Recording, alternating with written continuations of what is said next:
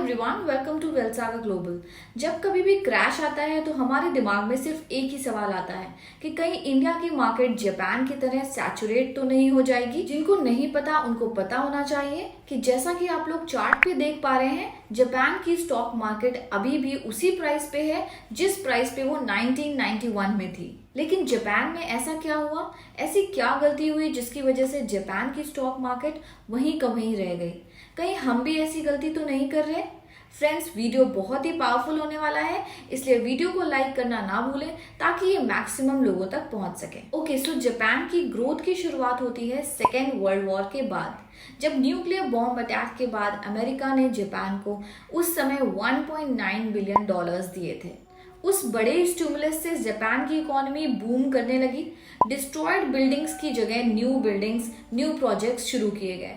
Japan की economy 8% से ज्यादा तेजी से ग्रो करने लगी। 1960 के बाद से जापान अपनी इस हाई ग्रोथ के चलते न्यू वर्ल्ड लीडर के रूप में शुमार हुआ। ऑफ कोर्स, अगर कंट्री की इकोनॉमी बड़ी कंट्रीज से ज्यादा तेजी से ग्रो करेगी तो उसकी करेंसी भी उतनी ही मजबूत होगी। जापानीज येन के स्ट्रॉन्ग होते ही कंट्री में इंपोर्ट बहुत सस्ता हो गया, जिसकी वजह से जापान एक मैन्युफैक्चरिंग हब बना और वहां पे लेट 70s में टोयोटा, मित्सुबिशी, शार्प और सोनी जैसी कंपनीज ने क्वालिटी प्रोडक्ट्स बना के world over solid market share gain किया। लेकिन फिर वो हुआ जिसका अंदाजा जापान को बिल्कुल भी नहीं था।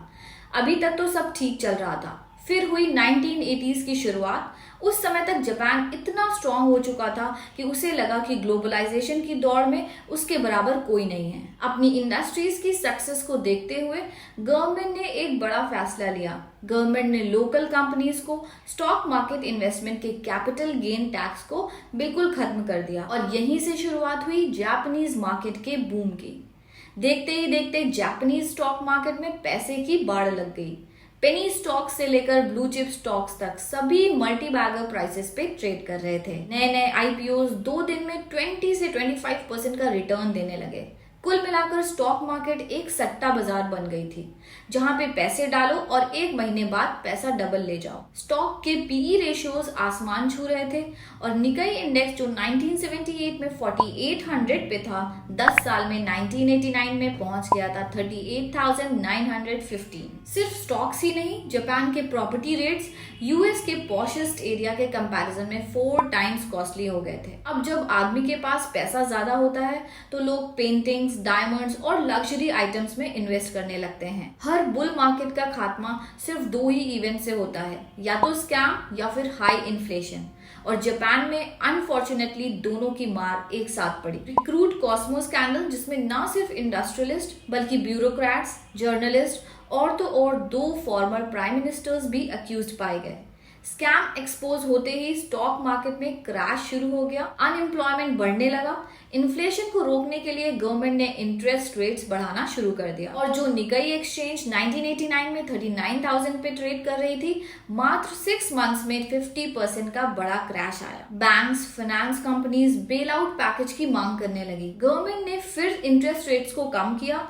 इकोनॉमी की हालत इतनी खस्ता हो गई कि आज तक निकाई अपने हाइस को ब्रेक नहीं कर पाया है। इस पूरे इवेंट के बाद लोगों में जनरेशनल चेंज आया। लंबे रिसेशन, अनएम्प्लॉयमेंट के कारण लोगों ने अपने एक्सपेंसेस एकदम मिनिमम कर दिए और सेविंग्स पे फोकस करना शुरू किया। इन्वेस्टमेंट से लोग कोसों दूर हो गए। फ्रेंड्स, स्टॉक मार्केट वो जगह है जहां पेसिमिस्ट और ऑप्टिमिस्ट दोनों मिलते हैं।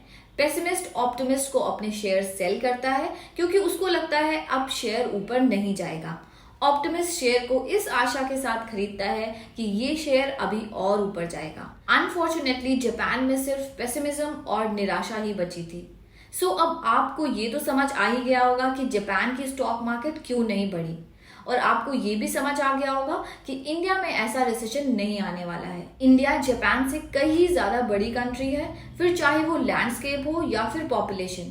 इंडिया में youth, opportunities, growth and aspirations की कोई कमी नहीं है। इसलिए इंडिया को जापान के साथ इक्वेट करना सबसे बड़ी गलती होगी। आपको क्या लगता है, हमें इंडिया को जापान के साथ इक्वेट करना चाहिए? Do let us know in the comments. Invest tight and remain invested. 21st century is ours. And अगर आपको ये वीडियो पसंद आया हो, so do subscribe and share it with your friends. See you in the next one.